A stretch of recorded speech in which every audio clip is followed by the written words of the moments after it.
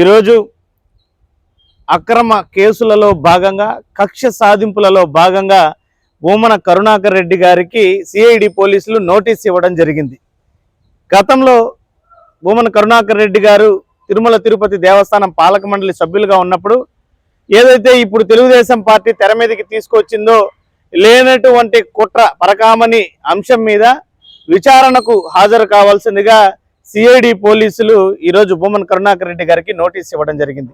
మేము ఈరోజు ప్రశ్నిస్తున్నాం ఈ కూటమి ప్రభుత్వాన్ని, మీరు అధికారంలోకి వచ్చినప్పటి నుంచి ఇప్పటి వరకు మీరు సాధించింది ఏమైనా ఉంది అంటే ఈరోజు వేలాదిగా వైఎస్ఆర్ కాంగ్రెస్ పార్టీ కార్యకర్తల మీద కేసులు పెట్టడము, మాజీ ఎమ్మెల్యేలను మంత్రులను అక్రమ కేసులతో ఈరోజు కోర్టులకు జైళ్లకు పంపించడమే పనిగా మీరు సాధిస్తున్నటువంటి ప్రగతిగా పెట్టుకున్నారు.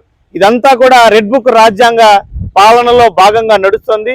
మీరు చెప్పినటువంటి సంక్షేమం కానీ అభివృద్ధి కానీ ఈరోజు రాష్ట్రంలో ఎక్కడా కనపడకపోగా కేవలం మీ వ్యక్తిగత కక్ష సాధింపుల కోసం ఈ రకంగా పోలీసు వ్యవస్థను ఉపయోగించుకుంటూ ఇప్పటికే రాష్ట్రంలో పోలీసు వ్యవస్థ పూర్తిగా నిర్వీర్యమైపోయినటువంటి పరిస్థితి యావత్ దేశంలోనే రాష్ట్రాలు కేంద్రపాలిత రాష్ట్రాల్లో 36వ స్థానం చివరి స్థానంలో నిలబడింది.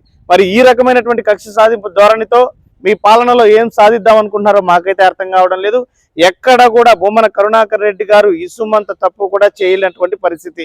మరి ఏ స్కాము లేదు, ఎటువంటి కుట్ర లేదు, కేవలం తెలుగుదేశం పార్టీ కల్పిత కుట్రలు స్కాములు మాత్రమే ఈరోజు రాష్ట్రంలో ఉన్నాయి తప్ప ఇవన్నీ కూడా న్యాయస్థానాల్లో ఏమాత్రం కూడా నిలబడవు.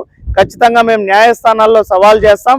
న్యాయ వ్యవస్థల పట్ల మాకు అపారమైనటువంటి గౌరవం నమ్మకం ఉంది కాబట్టి ఈ యొక్క కూటమి కుట్రలను న్యాయ వ్యవస్థలలో మేము పటాపంచలు చేసేదానికి సిద్ధంగా ఉన్నాం. కూటమి ప్రభుత్వం ఏమాత్రం కూడా ఇచ్చినటువంటి హామీలపైన చిత్తశుద్ధి లేకుండా వ్యవహరిస్తూ తమ యొక్క చేతగాని తనాన్ని కప్పిపుచ్చుకోవడానికి డైవర్షన్ పాలిటిక్స్ లో భాగంగా ఈరోజు భూమన కరుణాకర్ రెడ్డి గారిని కక్ష సాధింపు చర్యల్లో భాగంగా సిఐడి నోటీసులు ఇవ్వడం జరిగింది. పరకామణి అంశం అన్నట్టుది ఏమాత్రం కూడా దానిలో ఏమాత్రం కూడా ఎటువంటి కుట్రకి తావు లేదు. కానీ ఈ యొక్క కూటమి ప్రభుత్వం దాంట్లో ఏదో దోపిడీ జరిగిపోయింది, ఇవన్నీ కూడా తప్పుడు ప్రక్రియ అంటూ చిత్రీకరిస్తూ కేవలం ప్రజల నుంచి తమ యొక్క చేతగానితనాన్ని డైవర్ట్ చేయడానికే ఈ యొక్క అంశాలను ఉపయోగించుకుంటున్నాయి. మరి ఈరోజు కరుణాకర్ రెడ్డి గారి పైన, వైవి సుబ్బారెడ్డి గారి పైన ఆరోపణలు చేసేటువంటి ఈ కూటమి ప్రభుత్వం సిట్ పోలీస్ అధికారులు, సిఐడి అధికారులు, అదే బోర్డులో పాలక మండలి సభ్యురాలుగా ఉన్నటువంటి నేడు కూటమి ప్రభుత్వంలో తమ శాసనసభ్యురాలుగా ఉన్నటువంటి వేమిరెడ్డి ప్రశాంతి రెడ్డి గారిని ఎందుకు విచారించడం లేదు అంటే, గతంలో పాలక మండలిలో సభ్యురాలుగా ఉన్న ఆవిడ ఈ వ్యవహారంలో ఏమాత్రం కూడా పాత్ర లేదని మీరే స్వతహాగా ఒక జడ్జి స్థాయిలో ఉండి ఏమైనా ఆవిడకి క్లీన్ చీట్ ఇచ్చారా? లేదంటే మీరే మీతో ఉంది కదా అనే ఆవిడని దీంట్లో విచారించకూడదని ఏమైనటువంటి సొంత నిర్ణయాలు ఏమైనా తీసుకున్నారా? అంటే మీకు అనుకూలంగా ఉన్న వారి పట్ల ఒక రకంగా, మీకు ప్రత్యర్థులుగా ఉన్నటువంటి వారి పట్ల ఒక రకంగా విచారించాలని ఎక్కడైనా భారత రాజ్యాంగంలో రాసి ఉందా? లేదంటే పోలీసు చట్టాల్లో ఉందా? లేదా కొత్తగా కేంద్ర ప్రభుత్వం తీసుకొచ్చినటువంటి బిఎన్ఎస్ఎస్ లాంటి చట్టాల్లో ఏమైనా ఉందా? ఇదేనా మీ యొక్క పారదర్శకత? దీని ద్వారానే స్పష్టంగా అర్థమవుతోంది ఏ రకంగా ఇది కక్ష సాధింపులో భాగమో. మీకు అనుకూలంగా ఉన్న వారి పట్ల ఒకలాగా, ప్రత్యర్థుల పట్ల ఒకలాగా వ్యవహరిస్తుంటే మీలో ఏమాత్రం కూడా పారదర్శకత లేదనేది దీని ద్వారా స్పష్టమైంది. కాబట్టి ఇది కక్ష సాధింపులో భాగం కాబట్టి ప్రజలందరూ కూడా గమనిస్తున్నారు. ఇలాంటి రెడ్ బుక్ రాజ్యాంగ పాలనకు రాబోయేటువంటి రోజుల్లో ప్రజలే తగినటువంటి గుణపాఠం చెప్తారు. భారతదేశ చరిత్రలో ఎప్పుడు ఏ పార్టీకి లేనటువంటి అనతి కాలంలోనే తీవ్రమైనటువంటి ప్రజా వ్యతిరేకత ఈ మూడు పార్టీల కలయికైనటువంటి కూటమి ప్రభుత్వానికి ఆంధ్ర రాష్ట్రంలో దాపురించింది.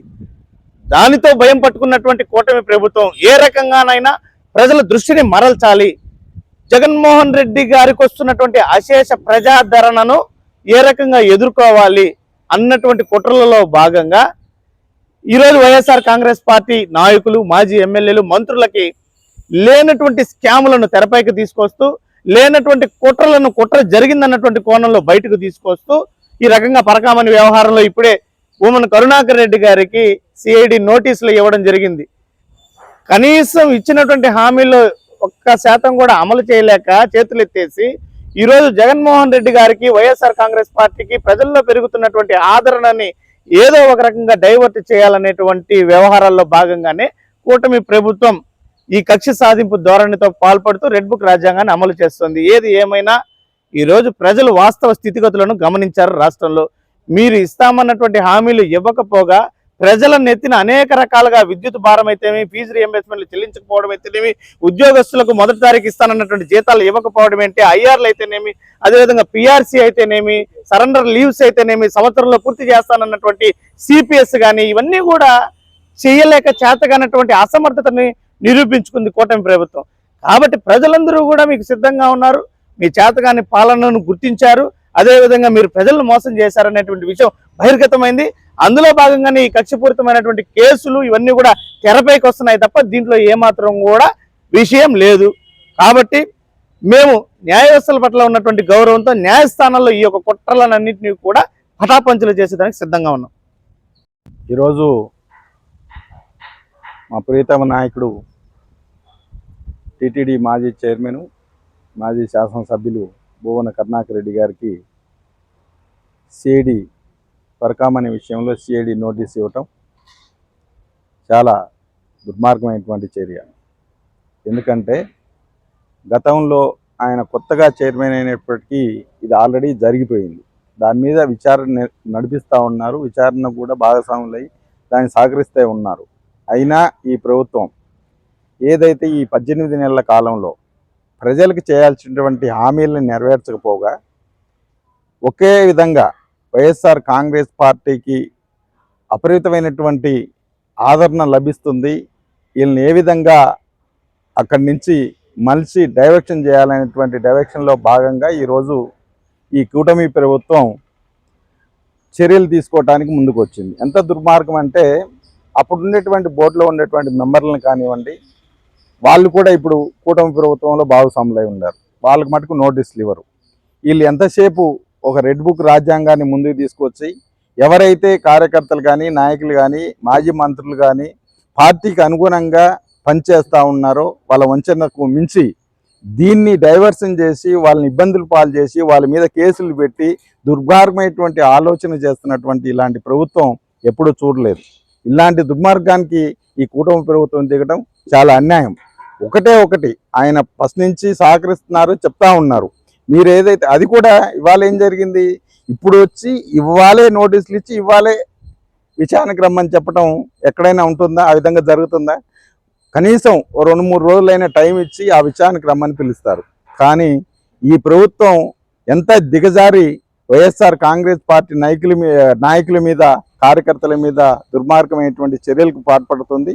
ఇవన్నీ కూడా ప్రజలు గమనిస్తున్నారు. మీరు అనుకుంటున్నారు ప్రజలను మొప్పపెట్టడానికి మీరు ఏదైతే హామీలు ఇచ్చారో, మీరు ఏదైతే చేయాల్సినటువంటి ప్రజలకు చేయాల్సినటువంటి కార్యక్రమాలు ఉన్నాయో అవన్నీ కూడా డైవర్షన్ చేసి మీరు ఈరోజు ఈ నాయకుల్ని ఇబ్బంది పెడితే ఎవరు వాళ్ళమ్మటి ఉండరు, ఎవరు ప్రజలు వాళ్ళని పట్టించుకోరు, పార్టీ పత్రాత లోకానికి తొక్కాలనేటువంటి మీ నీచమైనటువంటి ఆలోచనని ప్రజలు గుర్తిస్తూ ఉంటారు. మీరు గుర్తుపెట్టుకోండి. ఎవరు ఏమి చూడలేదు అనుకుంటున్నారు, ఎవరు ఏమి వినలేదు అనుకుంటున్నారు మీరు. ఇవన్నీ కూడా ప్రజలు నిశ్చింతంగా ప్రశాంతంగా గమనిస్తూ ఉన్నారు. చంద్రబాబు నాయుడు గారు మీకు తగిన బుద్ధి చెప్తారు. మీరు ఇలాంటి డైవర్షన్లోనే ఏదైతే రెడ్ బుక్ రాజ్యాంగాన్ని పెట్టుకొని మా కార్యకర్తల్ని, సోషల్ మీడియా నాయకుల్ని అందరినీ కూడా ఇబ్బంది పాలు చేస్తున్నారు, చిన్న కార్యకర్త కానించి పెద్ద నాయకుడు దాకా. ఇది దుర్మార్గమైన చర్య. దీన్ని మేము ఖండిస్తున్నాం.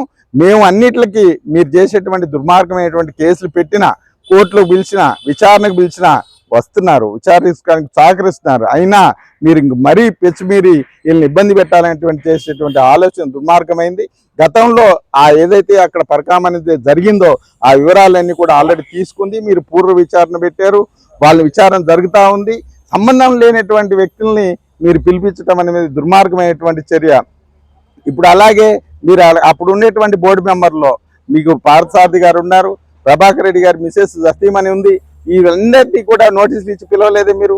ఎందుకు ఒక కరుణాకర్ రెడ్డి గారి మీదనే మీకు ఈ దుశ్చర్యకు పాల్పడుతున్నారు? అంటే మీకు ఒక ఆలోచన, ఆయన చేసేటువంటి కష్టం, ఆయన పార్టీని కాపాడేటువంటి పద్ధతి, ఆయన పార్టీని ఏ విధంగా ఈ జిల్లాల్లో అభివృద్ధి పదంలోకి తీసుకెళ్తున్నటువంటి ఒక నీచమైనటువంటి ఆలోచనతో అనగదొక్కాలని మీరు చూస్తున్నారు.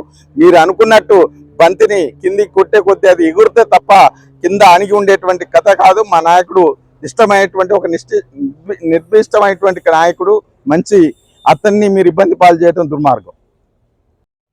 ఈరోజు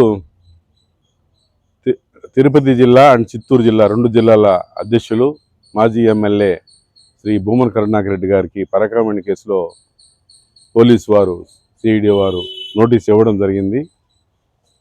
ఈరోజు ఉదయం 10 గంటలకు 10:40 అలా ఇచ్చేసి సాయంత్రం 3 గంటలకు హాజరు కమ్మని చెప్పారు. అంటే ఏమి తొందరపాటు చర్యలో అంటే 4 గంటల వ్యవధిలోనే హాజరు కావాలన్నారు. సరే, దాని గురించి 4 గంటల లేకపోతే రేపిచ్చిన హాజరు కావాల్సిందే. కానీ ఒక విషయం చెప్పాలంటే ఎందుకు ఇలా జరుగుతుంది, పరాకామణి కేసు నుంచి స్టార్టింగ్ నుంచి ఒక పూర్వపరాలు తెలుసుకుంటే, ఆ రోజు ఈ పరకామణి కేసును అంటే రవికుమార్ అనే వ్యక్తిని పట్టుకుంది ఆ రోజు వైఎస్ఆర్సీపీ గవర్నమెంట్లోనే, ఆ ప్రభుత్వం ఉన్నప్పుడే పట్టుకున్నారు. దేవుని సొమ్ము దేవుడికి ఉద్దేశం చేసిన పని మీరు కానీ ఏమన్నా మాట్లాడితే ప్రజలు వ్యతిరేకరిస్తారని, దేవుని సొమ్ము దేవుడికి చేస్తే మీకేం అభ్యంతరమని ప్రతిపక్షాలను ఆ రోజు ప్రజలు ప్రశ్నిస్తారని భయంతో ఆ రోజు కోరుకున్నారు. కానీ ఈరోజు జిల్లాలో చిత్తూరు తిరుపతి జిల్లా ఉమ్మడి జిల్లాకు నాయకత్వం వహిస్తూ ఎల్లవేళ ప్రజల తరపున పోరాడుతూ బ్రహ్మాండంగా పార్టీని బలోపేతం చేస్తూ జగన్మోహన్ రెడ్డి గారి కుడిభుజంగా వ్యవహరిస్తున్నందుకు ఈ పార్టీ ఆడ బలపడుతుందేమో, జగన్మోహన్ రెడ్డి గారికి ఇంత చేదోడువాడుగా ఉన్న కరుణాకర్ రెడ్డి గారిని మనం ఏదో విధంగా ఆటంకం కల్పించకపోతే, అభ్యంతరం తెలకపోతే, ఆయన నియంత్రించకపోతే రాబోయే రోజుల్లో పార్టీ రాష్ట్ర వ్యాప్తంగా బలోపేతం అవుతారనే ఉద్దేశంతోనే మీరు ఈరోజు ఆయన్ను అనవసరంగా తగ్గుతున్నారు. ఎందుకంటే జర్నలిస్ట్ శ్రీనివాస్ గారు కోర్టులో వేసినంత వరకు మీరు ఎప్పుడన్నా అభ్యంతరం కదా. తిరుపతిలో మహానాయకులు ఎప్పుడు తిరుపతి గురించే మాట్లాడుతూ ఉంటారు, తిరుపతి దేవుని గురించే మాట్లాడుతూ ఉంటారు. ఎందుకు ఆ రోజు అభ్యంతరం మీరు ఫిల్ ఎందుకు వేయలేకపోయారు? భాను ప్రకాష్ రెడ్డి గారు కానీ లేకపోతే నవీన్ కుమార్ గారు 100 ఫిల్స్ వేసిన రోజులు ఉన్నాయి. కానీ 2023-24 సంవత్సరం ఈ జరిగిన సంఘటనలప్పుడు ఎందుకు మీరు మీకు అభ్యంతరం ఉంటే ఆ రోజే ఎందుకు మీరు అభ్యంతరం చెప్పలేకపోయారు, కోర్టుకు ఎందుకు ఎక్కలేకపోయారు? ఎవరో జర్నలిస్ట్ శ్రీనివాస్ అనే వ్యక్తి వేసిన తర్వాత మీరు దాన్ని పట్టుకుని ఇప్పుడు ఆడుతూ అన్యాయం ఇప్పుడు కేవలం కక్ష సాధింపు చర్య వల్ల మీకు ఆయన తిరుమల తిరుపతి దేవస్థానంలో జరిగిన లోపాలను లేకపోతే పొరపాట్లను నిత్యం మీడియాతో ఆయన పంచుకున్న దాని వల్ల మీరు ఆయన పైన కక్ష కట్టి ఆయన పైన ఈ అటువంటి కేసులన్నీ బనాయించడం చాలా దుర్మార్గం. ఒక్కటి మటుకు నిజమండి, ఏది ఏమైనా కానీ పార్టీ పటిష్టత వైపు పరుగులు ఎడుతూ ఉంటే దాన్ని డైవర్షన్ పాలిటిక్స్ అంటే మార్గం మలుద్దాము, ఇలాంటి ఒక గొప్ప దాన్ని ఏమంటారు ఒక నిర్ణయాలను తీసుకుంటూ ఉంటే కరుణాకర్ రెడ్డి గారు దాన్ని వ్యతిరేకించాలా. ప్రజల్లో ఒక కరుణాకర్ రెడ్డిని మేము మాట్లాడుతున్నామనే విధంగా ఆశ్చర్యకరమైన న్యూస్లు అంటే ఎప్పుడైనా స్పందన ఎక్కువ రావాలనే ఉద్దేశంతో, లేకపోతే దారి మలచాలా, ప్రజల మనసు దారిని మలచాలా, పరిపాలన పట్ల వాళ్ళు అసంతృప్తిగా ఉన్నారు, రాష్ట్ర ప్రజలంతా ఈ ప్రభుత్వం పెట్టుకున్న ఆశని ఉమ్మైనాయి కాబట్టి ఇటువంటి ముందుకు తీసుకొస్తున్నారు తప్ప మిగతా విషయం లేదు. ఇంకా విషయం చెప్పాలంటే ఆ రోజులో బోర్డులో ఉన్న సభ్యులందరూ బాధ్యులే, కరుణాకర్ ఒక్కరే కాదు, ఆ రోజులో బోర్డులో ఉన్న ప్రతి ఒక్కరూ సభ్యులంతా బాధ్యతగా ఉండాలి తప్ప కేవలం కరుణాకర్ రెడ్డి కానీ ఇప్పుడు తెలుగుదేశంలోకి వెళ్ళిపోయిన వేమూరి ప్రశాంత్ రెడ్డి కానీ ఆంకేం బాధ్యత లేదా? అంటే మీ దగ్గరికి వచ్చేస్తే పునీతులు అవుతారా? వాషింగ్ పౌడర్ నిర్మాత కడిగినట్టు అయిపోతారా? తప్పు కదా. విచారించి ఆమె విచారించారు.